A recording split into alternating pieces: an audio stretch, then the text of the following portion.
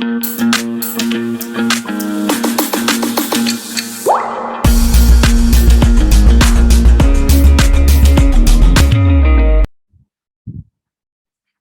on this right against exploitation.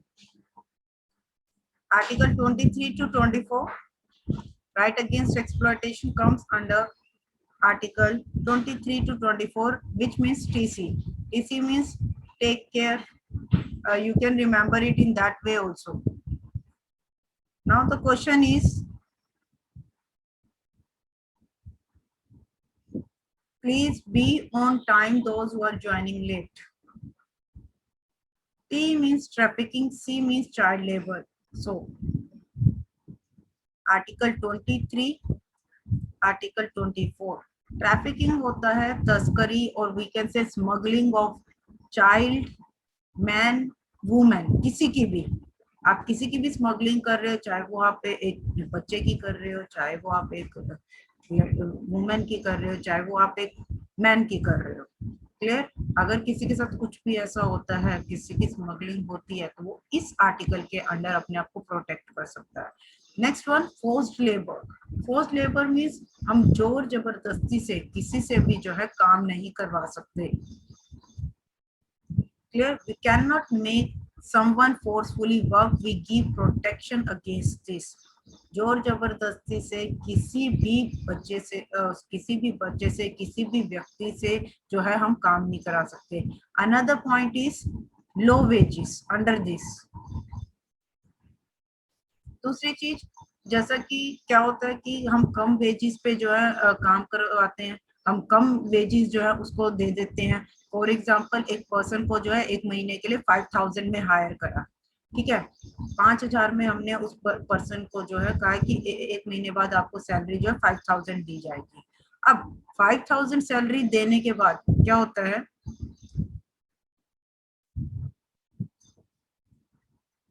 उससे जो है बोला गया था कि आप 5 आवर्स काम करोगे एक दिन, मतलब डेली के 5 आवर्स। लेकिन हम क्या कर रहे हैं, हम 8 आवर्स काम करवा रहे हैं, हम काम उससे ज्यादा करवा रहे हैं।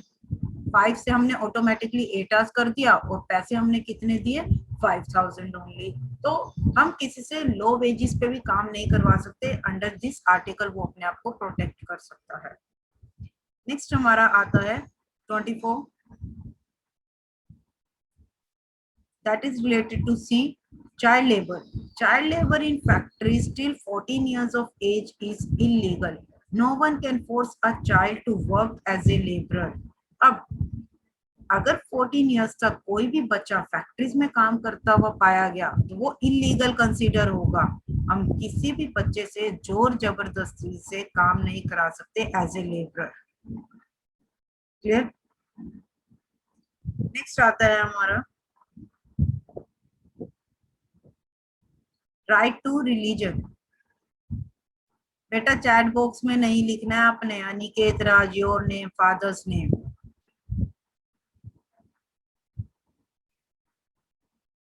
जो लिंक भेजे जाएगा उसी में ही अटेंडेंस लगेगी। Radhika, Chetan Pal, not in this.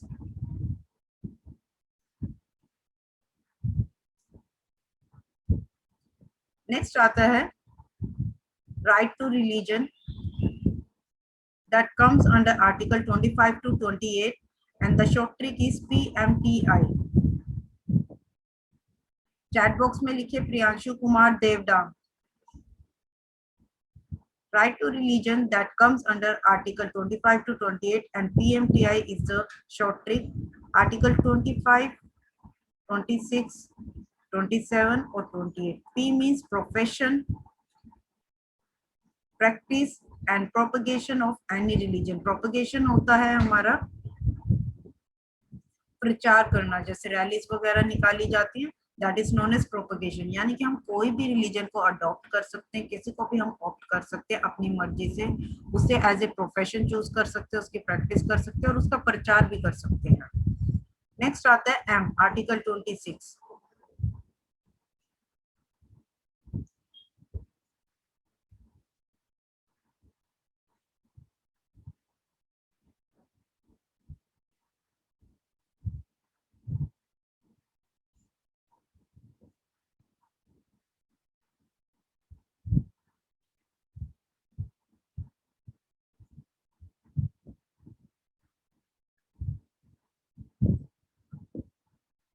Just a minute.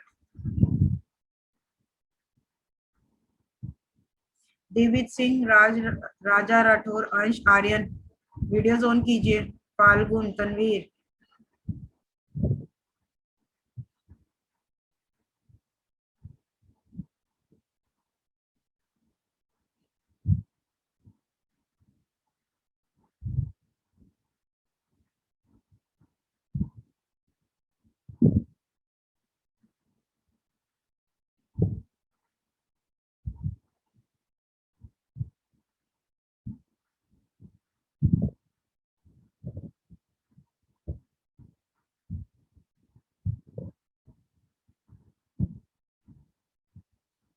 there is one student JBPS first class, please भाई what's your name? JBPS first class, your name, बोलिए जल्दी।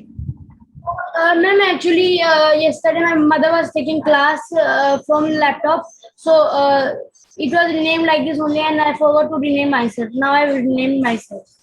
बेटा मैं पता भी आपको रिमूव करने वाली थी, तो पता जब आपको Yes, ma'am. पता है कि ये चीजें अलाउड नहीं है तो यू शुड बी अवेयर ना। अभी मैं राइट नाउ मैं रिमूव करने वाली थी आपको।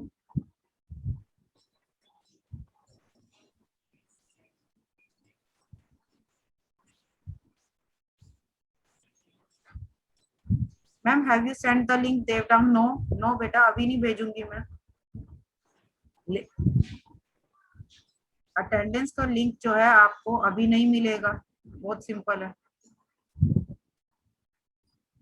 Pankaj ma'am can you send me which link? बेटा अभी अटेंडेंस का लिंक मिलेगा ही नहीं, as I already instructed in the beginning. अब लेट ज्वाइन करते हो, it is not my headache.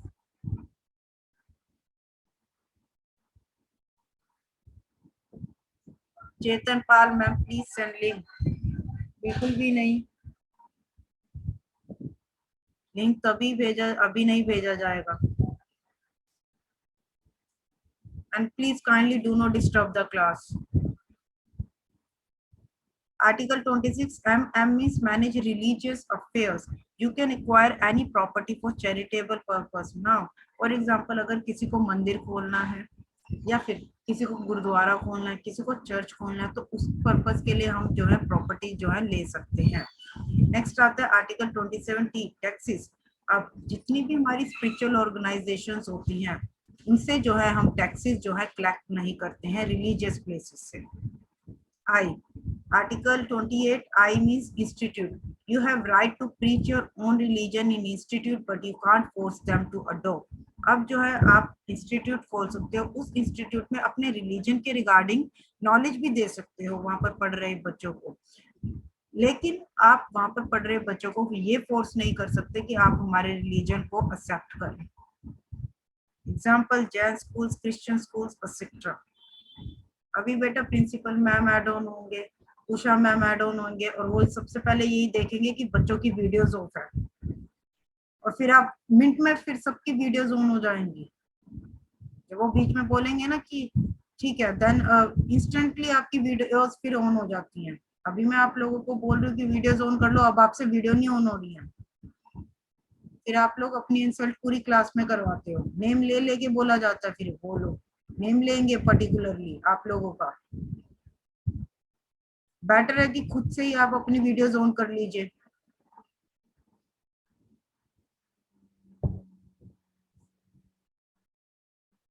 Cultural and educational right article 29 to 30।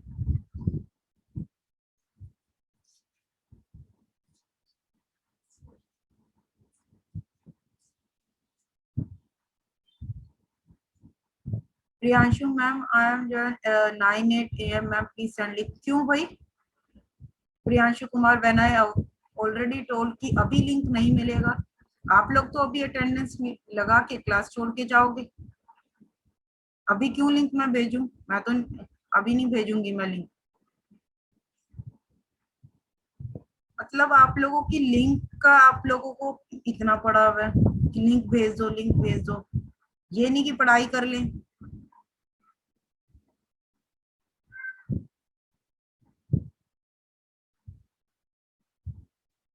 जिसको अटेंडेंस का इतना है अपना शांति से पढ़ो और फिर उसके बाद मिलेगा लिंक। शॉर्ट ट्रिक इसमें आर्टिकल 29 एम माइनॉरिटीज। अभी समझ में आएगा RIMC के पेपर में जब ये क्वेश्चंस दिखेंगे और कर नहीं पाओगे। Minorities interest protection by conserving their languages. First of all, we should know कि minorities क्या होता है। Minorities वो लोग होते हैं जिनकी हमारे देश में population जो है बहुत कम होती है। As you all know that India is considered as a Hindu. अगर हम बात करें हम अपने देश की, तो सबसे ज्यादा जो हमारे यहाँ पर पॉपुलेशन है वो हिंदुइज्म की है, हिंदू कम्युनिटी की है। तो हिंदूज के अलावा जितने भी लोग आते हैं वो सारे के सारे माइनॉरिटी में कंसिडर करे जाते हैं, Jain, Sikh, Muslim, Parsis and so on. Minority then अब आर्टिकल 29 क्या बात कर रहा है कि ये जो माइनॉरिटी वाले लोग हैं इनके जो इंटरेस्ट को जो है प्रोटेक्ट करके रखना है। अब इनका इंटरेस्ट किस चीज में है, जैसे कि इनको इनकी लैंग्वेजेस बोलने दी जाए, इनका रिलीजन जो है वो अडॉप्ट करने दिया जाए, जो इनका कल्चर है वो मनाने दिया जाए। That is known as minorities interest protection. Next आता है E. This is article 30 and article 30E means educational institution establishment। अब इन लोगों को, माइनॉरिटीज लोगों को पूरा का पूरा राइट है कि आप अपना एजुकेशनल इंस्टीट्यूट खोल सकते हो। जैसे आपने देखा होगा कि हमारे देश में बहुत से जैन स्कूल्स होते हैं, बहुत से सिख स्कूल्स होते हैं, बहुत से क्रिश्चियन स्कूल्स होते हैं। So they have right to establish their own schools.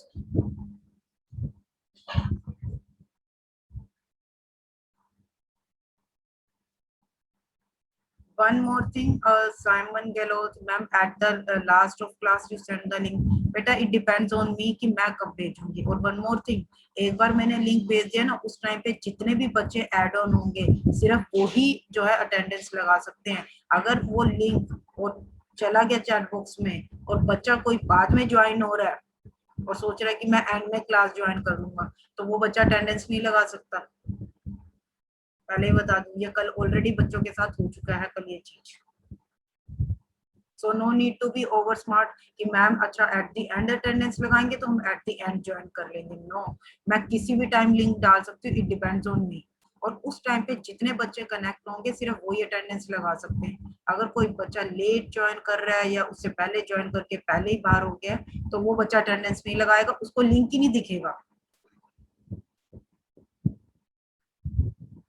Now you have to attend your class from beginning to till end। Teacher कभी भी लिंक वो है डाल सकता है, और उस टाइम पे जैसे ही टीचर लिंक डालेगा तो वो उन बच्चों को मिलेगा जो उस टाइम पर क्लास में ज्वाइन होंगे। अगर वो लेटर ऑन बच्चा ज्वाइन होता तो उस बच्चे को वो लिंक ही नहीं दिखेगा।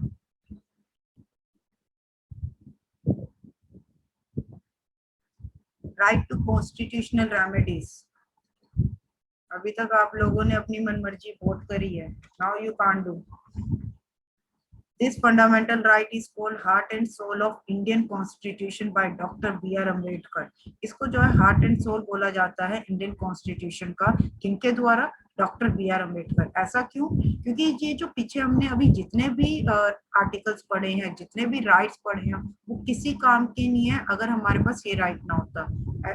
बिकॉज इस राइट में क्या कहा गया है, अगर हमारे कोई फंडामेंटल राइट्स को वायलेट कर लिया जाता है, छीन लिया जाता है, तो उस केस में वो पर्सन जो है इस फंडामेंटल राइट का जो है यूज करेगा।